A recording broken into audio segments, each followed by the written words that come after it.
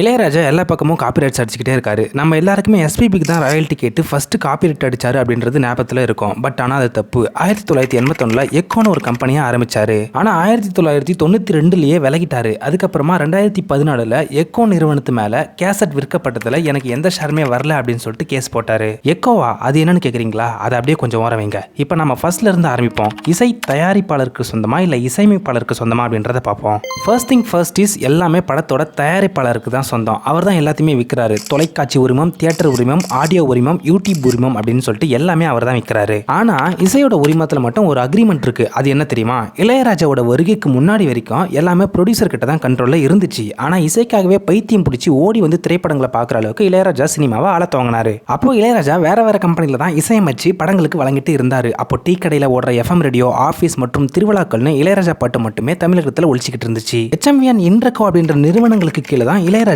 இசையமைச்சிட்டு இருந்தாரு. படத்தோட லாபத்துல 25% வரைக்கும் இசை மூலமாவே தயாரிப்பாளர்கள் லாபம் ஈட்டினாங்க. மேலும் கொஞ்சம் உஷாரான இசையமைப்பாளர்கள் தன்னோட சொந்த நிறுவனங்களை துவங்கி லாபம் பார்க்க ஆரம்பிச்சாங்க. அப்போதான் இளையராஜா 1981 தன்னோட நண்பன் MR சுப்பிரமணியம் கூட சேர்ந்து எக்கோ அப்படின்ற நிறுவனத்தை துவங்கினாரு. இப்ப சொந்த நிறுவனத்தின் கீழே இசையமைப்பாளர்களை இசையமைக்கிறதால ப்ரொடியூசர் கிட்ட ஒரு அக்ரிமெண்ட் போடுவாங்க. அந்த அக்ரிமெண்ட் என்னன்னா, நான் படத்துல போடுற பாட்டுக்கும் பின்னணி இசைக்கும் நீ சம்பளம் கொடுத்துரு. அதுக்கப்புறமா எக்ஸ்டர்னல் அக்ரிமெண்ட் ஒன்னு இருக்கு. அது என்னன்னா, எஃப்எம் ரேடியோ, கேசட்ஸ் மற்றும் மற்ற நிறுவனங்களுக்கு நீ பாட்டை கொடுக்குற மாதிரி இருந்தா தயாரிப்பாளர் அதுல வரக்கூடிய லாபத்துல அக்ரிமெண்ட்ல மென்ஷன் பண்ணியிருக்க ஷேரை கொடுக்கணும். யாருக்குன்னா இசையமைப்பாளர்களுக்கு. எக்கோ நிறுவனத்துல மைதிலி என் காதலி பாட்டு மூலமா லட்சக்கணக்கில் லாபத்தை ஈட்டிருக்காரு இளையராஜா. அதான் ப்ரொடியூசர் சம்பளம் கொடுத்துட்டாரு. ஏன் இசையமைப்பாளர்கள் காப்பிரைட் கேட்கறாங்கன்னு கேட்கலாம். ஒரு விஷயத்த தெளிவா சொல்றேன் கேளுங்க. ஒரு பிராண்டான மியூசிக் டைரக்டர் இருக்காரு. அவரோட மியூசிக்னா எல்லாருக்குமே அவ்வளவு பிடிக்கும். ஓகேவா? அந்த படம் மொக்கையா இருக்கு, நல்லாவே இல்ல. ஆனா மியூசிக் மட்டும் பட்டி தொட்டி எல்லாம் பட்டியா கிளப்பி ஓடுது. அப்போ ப்ரொடியூசர் என்ன பண்ணுவாரு? கேசட் மற்றும் ஆடியோ ரைட்ஸ் மூலமா அதிகமா ப்ராஃபிட் பாப்பாரு. என்னதான் பாட்டுக்கு ஒருத்தர் சொந்தக்காரவே இருந்தாலுமே அவர் வேற ஒரு நிறுவனத்தின் கீழே அந்த பாட்டை போட்டதுனால அவர் சம்பளம் வாங்கிட்டு கிளம்பிடணும். அவ்வளவுதான். என்னதான் இசைக்காக அவ்வளவு கஷ்டப்பட்டு இருந்தாலுமே அந்த பாட்டை உருவாக்கினவன் ஃபுல் அமௌண்ட்டை அனுபவிக்க முடியாது. உங்களுக்கு ஞாபகம் இருக்கா? குக்கு பாட்டுக்கு இசையமைச்சதால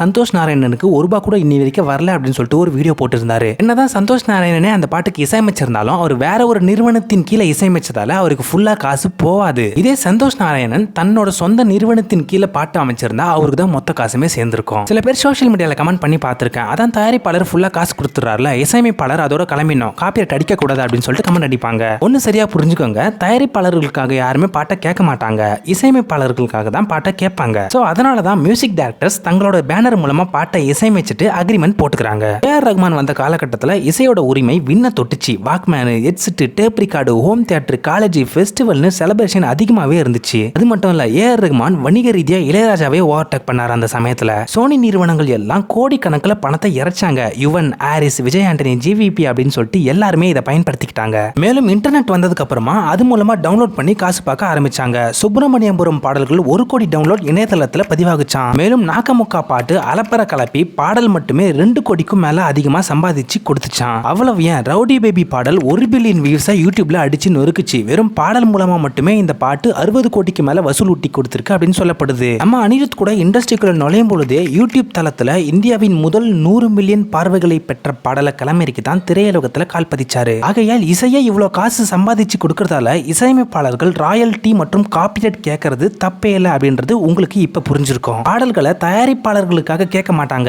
Ilaiyaraaja hits, Rahman hits, Yuvan hits, Raja hits, Anirudh hits அப்படின்னு சொல்லிட்டு இசையமைப்பாளர்களுக்காக தான் கேட்பாங்க. இதனாலதான் ப்ரொடியூசருக்கும் மியூசிக் டைரக்டருக்கும் படத்தோட ஆரம்பத்துல மியூசிக் அக்ரிமெண்ட் அப்படின்னு சொல்லிட்டு ஒன்று போட்டுப்பாங்க. மேலும் படத்தோட ரிலீஸ்க்கு முன்னாடியே படத்தோட மிகப்பெரிய ஈவெண்டா, ப்ரமோஷன் ஈவெண்டா, அதாவது இசை வெளியீட்டு விழா நடத்துவாங்க. ஏன்னா இசையால மட்டுமே படம் ஓடின காலகட்டங்கள் எவ்வளவோ இருக்கு. இப்போ இசை தயாரிப்பாளர்களுக்கும் சரி மியூசிக் டைரக்டருக்கும் சரி அவங்க போடுற அக்ரிமெண்ட் படி ஷேரை பிரிச்சுக்கணும். அவ்வளவுதாங்க. இப்போ அந்த எக்கோ விஷயத்தை பத்தி பார்ப்போம். அது ஒண்ணுமே இல்லைங்க. 1981 ஃப்ரெண்டு கூட சேர்ந்து எக்கோ நிறுவனத்தை துவங்கினாரு. அப்புறமா 1992 எக்கோவை விட்டு விலகிட்டாரு. திரும்பியும் 22 வருஷம் கழிச்சு எக்கோ கூட நான் போட்ட மியூசிக்ல இருந்து அந்நிறுவனம் வித் கேசட் மியூசிக் ரைட்ஸ்னு எதுலையுமே எனக்கு ஷேர் வரலன்னு கேஸ் போட்டாரு. அதுக்கப்புறமா கோர்ட் அதை சரி பண்ணிச்சு அப்படின்னு சொல்லப்படுது. ஸோ 2014 காப்பிரைட் அடிக்க ஆரம்பிச்ச அவரு இப்ப வரைக்கும் காப்பிரைட் அடிச்சுக்கிட்டே இருக்காரு. அவர் காப்பிரைட் அடிக்கிறது தப்பே இல்லை, ஆனா காப்பிரைட் அடிக்கிற விதம் தான் தப்பு. சோஷியல் மீடியால கலாய்க்கிறதுக்கும் கிண்டலுக்கும் உள்ளாகிறாரு.